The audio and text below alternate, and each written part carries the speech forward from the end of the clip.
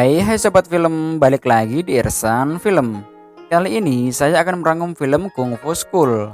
Film ini adalah lanjutan dari film Bobo waktu kecil, dimana di film ini Bobo sudah besar cuy. Namun film ini tidak akan berfokus pada Bobo, melainkan pada tokoh lainnya. Ya udah, nggak usah banyak cing cuy, kita langsung masuk ke alur ceritanya cuy.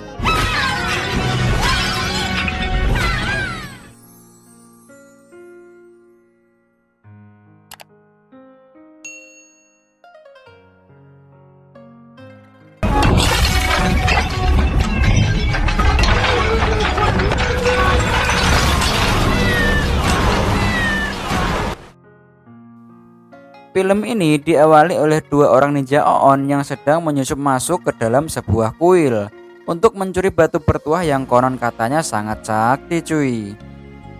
Tapi tololnya mereka ini sedang maling namun malah membuat keributan cuy. Ya jelas dong, langsung ketahuan sama biksu yang sedang jaga. Dengan sigap maling itu langsung melemparkan shuriken ke arah biksu itu. Namun dengan mudahnya si biksu mampu menangkap shuriken itu cuy.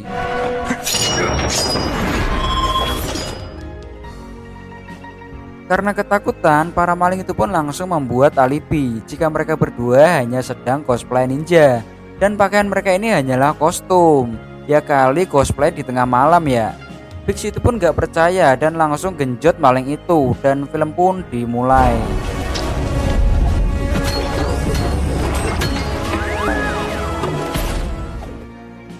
Ternyata kedua ninja itu adalah suruhan dari ketua gangster di Jepang.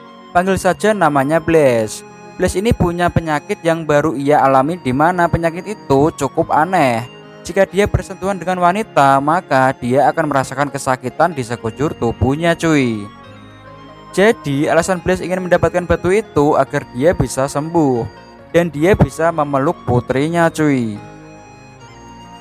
Kemudian scene berpindah di mana seseorang sedang melamun sambil makan buah pisang. Tiba-tiba dia terpeleset oleh kulit pisangnya sendiri. Namun dia malah menuduh seorang wanita telah menabraknya cuy. Kemudian dia berpura-pura pingsan dong. Seseorang mengira jika pria itu hanyalah acting. Lalu dia menyalakan petasan di kaki pria itu. Namun karena sudah profesional, pria itu hanya diam saat petasan itu meledak-ledak di kakinya cuy. Karena takut, wanita itu pun ingin membawa pria itu ke rumah sakit. Namun dengan arahan orang di sekitar, bukannya dibawa ke rumah sakit malah dibuang cuy. Tapi ternyata itu semua hanyalah sandiwara yang dibuat oleh pria itu.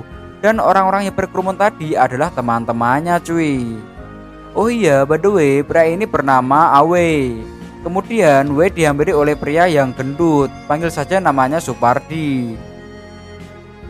Supardi ini punya cita-cita ingin jadi artis terkenal cuy.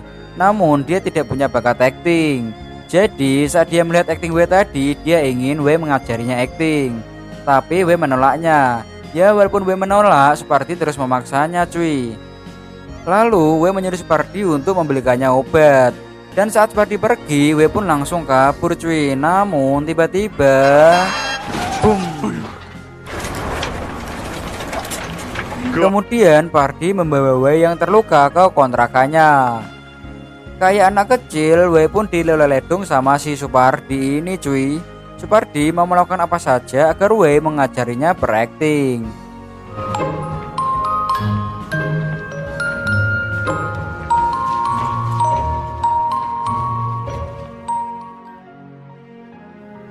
Paginya mereka digerebek oleh wanita yang kemarin W peras. Ternyata wanita itu adalah adik dari Blaze, si ketua gangster cuy. W yang punya bakat berakting langsung merayu Blaze dong, tapi rayuannya ini tidak mempan cuy. Namun saat Blaze melihat tato di dadanya W, ia langsung teringat omongan seorang tabib. Jika batu bertuah itu disimpan di sebuah kuil olong. Nah, tatonya si W ini adalah simbol dari kuil olong tersebut. Singkat cerita, Wei dan Supardi dipaksa sama Blaze untuk mengambil batu itu di kuil olong. Dan benar saja, simbol kuil itu sama dengan tatonya si Wei cuy. Padahal Wei sendiri juga tidak tahu kenapa bisa sama seperti itu. Sampainya di kuil, mereka disambut oleh dua anak kecil. Panggil saja namanya Cuplis dan Ciplis. Kemudian mereka diantarkan masuk ke dalam kuil. Awalnya mereka diusir cuy karena mengatai salah satu biksu di situ dengan sebutan gendut. 胖子，作为同道中人，为何也别叫我胖子！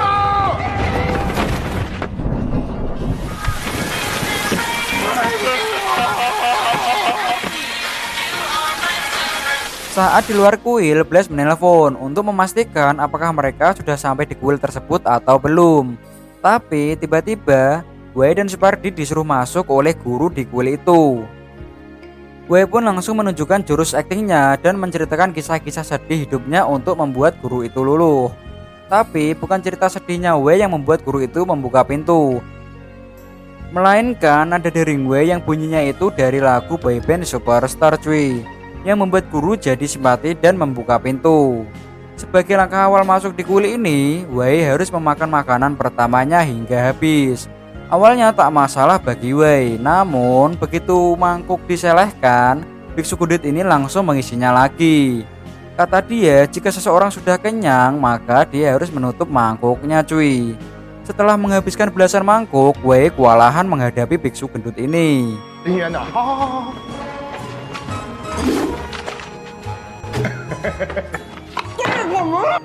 Paginya mereka menjalani latihan bela diri kungfu, jurus jongkok di toilet. Wei juga menyaksikan biksu gendut ini yang sedang latihan menendang bola cuy. Dan bola itu malah kepental ke kepalanya dong. Namun tendangan itu mampu merobohkan dinding dan membuat semua yang tertawa jadi terdiam. Kemudian Wei melihat Ciplis yang sedang memperhatikan Bruce Lee yang sedang berlatih.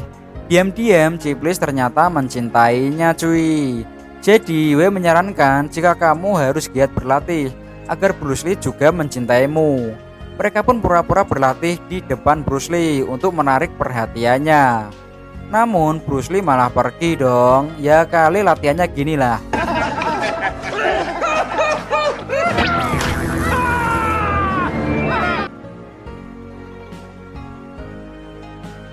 Malamnya mereka bimbang antara lanjut menjalankan misi atau tinggal di kuil ini saja. Kemudian Wei dan Supardi mendapatkan jatah memasak. Tapi diam-diam Wei memasukkan racun di masakan itu. Para biksu pun dengan lahap memakan masakannya. Dan tiba-tiba mereka semua pun langsung tepar cuy, tak sadarkan diri.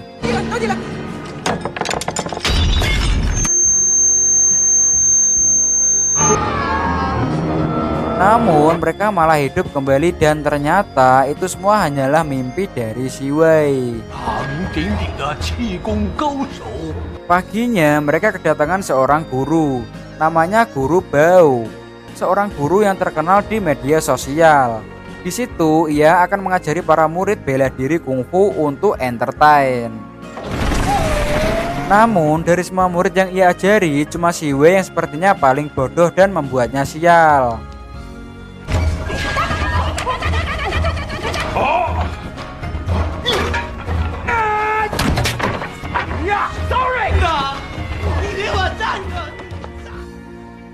Lalu para biksu pergi ke sebuah sungai untuk memancing.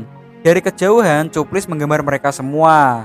Dan tak sengaja Supardi melihat foto yang ada melihat tato yang ada di lengannya si Cuplis yang bertuliskan benci.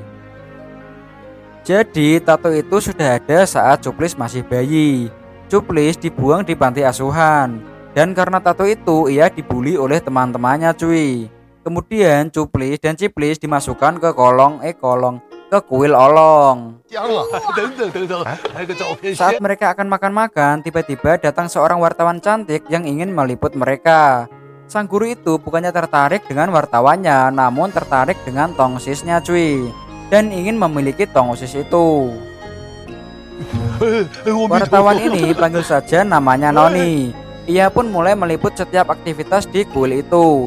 Dari setiap tempat dan juga saat latihan. Sang guru yang mendapat tongsis gratis itu malah sibuk selfie cuy di atas genteng. Sampai tersambar petir, modiar kau. Malamnya Wei dan Noni terlihat duduk bersama. Ternyata mereka ini pernah punya hubungan dekat cuy. di mana Noni ini adalah mantannya si Wei. Namun Noni tanpa alasan yang jelas malah meninggalkan Wei begitu saja. Pokoknya Wei ini ditinggal pas sayang-sayangnya cuy. Di situ Noni mencoba menjelaskan tentang apa yang sebenarnya terjadi dulu. Namun Wei sudah masa bodoh. Karena di hatinya Noni telah mati. Wei adalah pria yang punya komitmen tinggi. Jika dia sayang maka dia akan terus mempertahankan. Tapi sekali dia ditinggal pergi, dia tidak akan pernah mencari lagi cuy. Ternyata Wei ini dulu adalah orang yang baik. Namun saat Noni meninggalkannya, dia bertekad untuk menjadi orang yang jahat. Dan tato di dadanya dulunya adalah nama Noni. Karena patah hati, ia merubah tato itu dengan simbol yang kebetulan dilihat di koran, yaitu simbol kuil olong. Kemudian Wei dan Supardi berniat untuk membakar kuil ini. Karena tekad Wei menjadi orang jahat tambah bulat dan menggebu-gebu. Namun saat Wei akan menyulut bensin dengan api, ia tak berani cuy dan menyuruh Supardi. Akhirnya terjadilah perdebatan karena Supardi juga nggak tega membakar kuil. Lalu tiba-tiba api itu terjatuh dan mengakibatkan kebakaran di kuil itu. Wei pun mencoba memadamkan api dan memberitahu para biksu untuk keluar. Namun Wei malah tertimpa balok hingga pingsan cuy. Setelah 3 hari koma, Wei pun akhirnya sadar berkat napas buatan dari sang guru.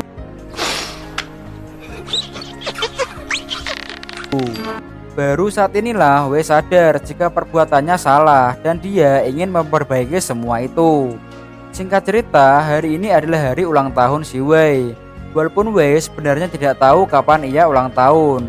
Jadi dia asal menulis tanggal saat ia mendaftar di kuil ini. Malamnya Wei kaget saat mendapat kejutan ulang tahun dari guru dan para biksu. Hal itu pun membuat Wei semakin terharu cuy. Kemudian Wei menelpon Blaze untuk mengabarinya. Ya sudah pasti Blaze pun memaki-maki si Wei karena dia tak mengirim kabar beberapa hari ini. Jadi Blaze berencana untuk menggerebek kuil itu bersama para gengnya cuy. Karena ternyata Blaze ini dibantu oleh Noni. Jadi liputan yang ia buat itu untuk dikirim kepada Blaze, dengan harapan Blaze bisa membantunya menemukan anaknya. Jadi ternyata sebelum Noni berhubungan dengan Wei, dia sempat hamil di luar nikah cuy dan membuang anak itu ke panti asuhan. Noni mencoba menjelaskan semua yang terjadi pada Wei. Namun Wei tetap tidak bisa menerima Noni kembali. Dan tak sengaja percakapan mereka berdua pun didengar oleh sang guru. Dengan berat hati, guru menyuruh Wei dan Supardi pergi dari kuil ini. Paginya saat mereka akan pergi, Blaze dan para gengnya sudah bersiap-siap untuk menggeruduk kuil itu. Blaze ingin guru menyerahkan batu bertuah itu untuknya. Dan tiba-tiba Blaze menembak sang guru. Dengan mudahnya guru menangkis peluru itu dengan tangan kosong cuy. Namun anak buah Blaze malah mengancam akan membunuh Cuplis dan Ciplis jika batu itu tidak segera diserahkan. Akhirnya Cuplis dan Ciplis menuntun para penjahat itu ke tempat batu itu disimpan, karena mereka berdualah yang tahu di mana tempatnya. Namun di jalan mereka berhasil kabur. Dan tak sengaja Noni melihat tato di lengan si Cuplis yang sama seperti tato pada anaknya dulu. Lalu Bruce Lee datang dan dengan kungfunya, bocil Bruce Lee ini mampu melumpuhkan para penjahat itu dengan mudah.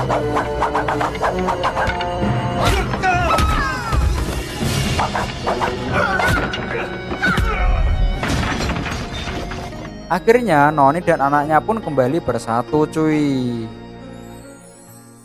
Di sisi lain, guru yang sedang terikat ditolong oleh kakak seperguruannya yang sangat sakti. Saking saktinya, saat ia berjalan yang terlihat hanya tapak kakinya cuy. Namun dia malah meminta kode dari batu bertuah itu, karena batu itu hanya bisa berfungsi dengan kode. Dan sebenarnya batu yang asli ada padanya, dan yang berada di kuil itu hanyalah replika. Dan kode batu itu hanya diketahui oleh sang guru. Wei dan Supardi pun mencoba melawan kakek-kakek itu. Saya kira mereka akan berhasil, tapi malah KO. Namun tiba-tiba kakek itu berhasil dibunuh oleh Blaze yang menembaknya dari belakang. Dan saat ada lagi yang bisa dimintai tolong, akhirnya Boboho datang dan menghabisi mereka semua cuy.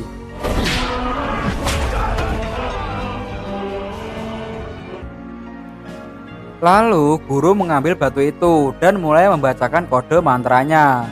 Dan muncullah sosok naga yang membuat kakak seperguruannya hidup kembali cuy. Akhirnya Blaze pun menyerah dan tidak akan meminta batu itu lagi. Tapi guru meminjaminya agar Blaze bisa memeluk putrinya cuy.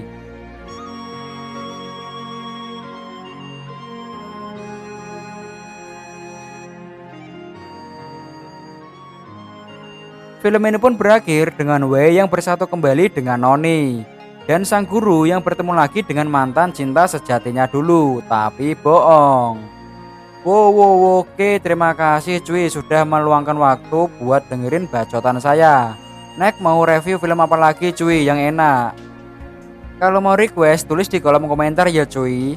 Akhir kata saya selaku direksi pemimpin dan pendiri Ersan Film undur diri dari hadapan kalian semua cuy. Sampai jumpa di video selanjutnya. Bye bye.